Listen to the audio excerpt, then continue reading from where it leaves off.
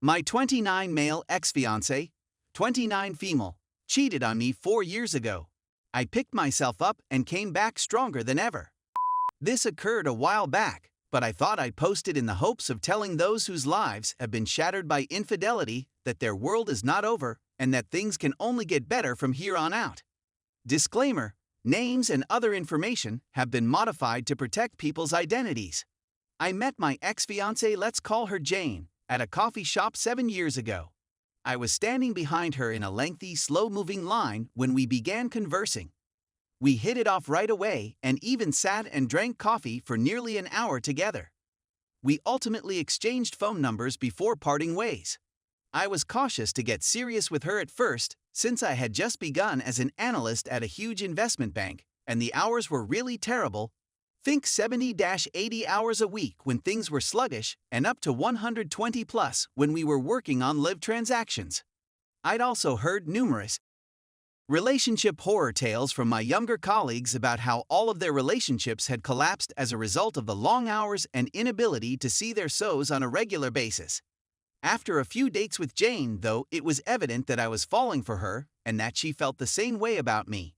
I expressed my fears about my work hours causing our relationship to fail, and she informed me that she genuinely loved me, that it would be a pity if we didn't even try, and that any storm could be weathered if we remained dedicated and were understanding towards one another. She kept her promise, and the following 3 years were filled with Everest-like highs and horrible lows, but we persisted. She was kind and understanding, and she never made me feel bad about staying up late at work rather than with her. She lavished me with love, care, and compassion, and often expressed her gratitude to be with such an outstanding person as me. In exchange, I did all in my power to love her as she deserved to be loved. To everyone's amazement, we were stronger than ever at the conclusion of this 3-year period, whereas all of my other analyst relationships had shattered and burned. During this time, I felt it was time to start recruiting for private equity opportunities. If I am successful, my hours will be considerably decreased, and my already ridiculously high income will be increased much more. I also determined that I wanted to spend the rest of my life with Jane, this incredible lady who had stood with me even through my bad junior banking years. While we were on vacation in Spain, I purchased a ring and proposed to her. When she said yes, I was overjoyed. This is the point at when everything goes wrong. She was in the bathroom one day when she realized she had left her phone on the bedside table. I felt the smallest desire to snoop. At this time, she had done nothing that would have led me to think that she was cheating, and I had no inkling that anything was amiss. I only had a passing desire, and it's not like she ever find out I'd snooped. Long story short, I snooped and discovered a name, female, I didn't recognize in her conversations. I clicked in, and what I saw both infuriated and crushed my heart. Lots of sweet nothings, nudes, and so on. They even sent me SMS comparing the size of my erection to his. What made matters worse was that he seemed to be taller and more attractive than me. I am 5'9" and barely slightly over average in terms of appearance. I was trembling so violently and felt so terrible that I hung up the phone and walked outside to take a break. My mind was racing as I walked down the street. My initial thinking was that it was my fault, that she simply wanted to be loved, and that I couldn't give her the attention she needed because of my job. Sad, right? I wanted to confront her when I came home, but I was terrified since I loved her so much, and confronting her may damage our relationship. My thoughts raced from, hey, this isn't that horrible, right? It's just a couple of messages, it's not like they had sex, you just have to put in a little more effort and she'll love you again, to how dare she do something so nasty to you behind your back. I eventually determined that I needed additional evidence before making a choice, as if the texts weren't sufficient.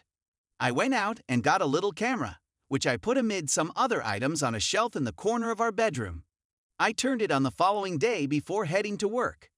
Later that night, at 10 o'clock, I activated the camera and saw precisely what I had hoped not to see, but was expecting to see.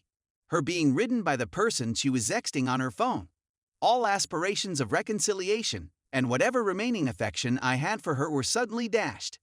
I puked in the bathroom and ran out the door to my closest friends. Let's call him Owen place, where I broke down and wept harder than I had ever cried in my 25 years of life. After I had cooled down, Owen and I drank thick scotch and discussed my next step after I had finished ranting. We spoke all night until we both had to go for work the following morning. He advised that instead of confronting Jane and ending my engagement, I be courteous around her until I got a new career, ideally in private equity, and a new apartment, then block her phone, email, and all forms of social media, etc., and move out while she's at work. I'd be kissing her goodbye in the morning, and the next thing I knew, I'd be gone, as if I'd never lived. He warned me that it would strike her like a truck. I was completely on board with this idea, but I informed him that I'd like to go to a different continent, most likely New York, where I'd be completely gone. He told me he'd miss me if I did, but if that's what I needed, he backed my choice. Later that day, I dragged into work like a zombie, but the tremendous weight that had been dragging me down had been significantly removed. The following month was the most terrible I'd ever had to face. Being near Jane whenever I was at home was brutally agonizing, as did pretending to be normal. I couldn't look her in the eyes without wanting to hurt her physically, but I managed to put on a brave front and treat her with care. We even had sex a couple times, which made me feel disgusted and weak. She had informed everyone that we were engaged, and when she mentioned the wedding, I lied and said that we would have to wait a few months since things were heating up at work, and I would be quite busy. I delivered the same response to the swarms of common friends and relatives who had called to congratulate us. I sobbed a couple times in the office toilet late at night, knowing she was probably sleeping with AP at the time. It was a marvel that I was able to keep going for as long as I did. It helped me to remain at the workplace as late as feasible or to just roam about the city when I ended earlier than normal.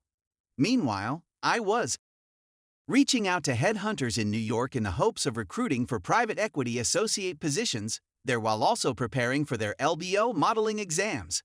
I'd also informed my other close pals what I was planned to do, and they all said they'd be there for me no matter what. I had a few interviews set up with New York-based private equity companies after a few weeks of interviews with headhunters. Everything was going just as planned, but this isn't a dream world, this is reality, and life soon threw me a curveball that utterly smashed my plan, but not in the manner you may imagine.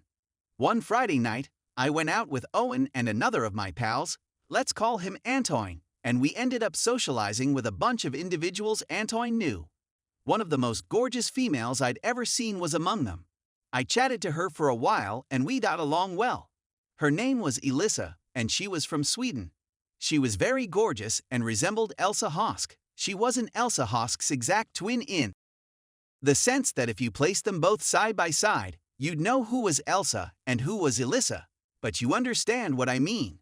We had a lot in common, such as the fact that she was pursuing her master's at my alma mater, and was really doing the same program that I was, and that we had both grown up in Asia. I was going to go to New York right away, but I couldn't stop myself from exchanging phone numbers with her. We eventually went on a couple dates and slept together. I'd never felt so desired and understood by anybody before, not even Jane at the beginnings of our relationship, and for the first time in weeks, I felt really content. We shared our innermost sentiments with each other one night after sleeping together. She said how her ex cheated on her, I didn't urge her, and how she despised and had no regard for infidels. I then detailed my present condition to her, and she laughed, not at me, but in amazement and astonishment at how I was about to bash Jane.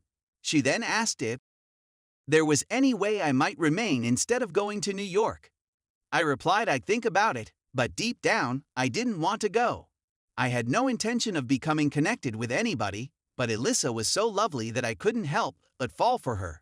Her beliefs on infidelity also convinced me that she would never betray me in such a heinous manner as Jane did if we ended up together.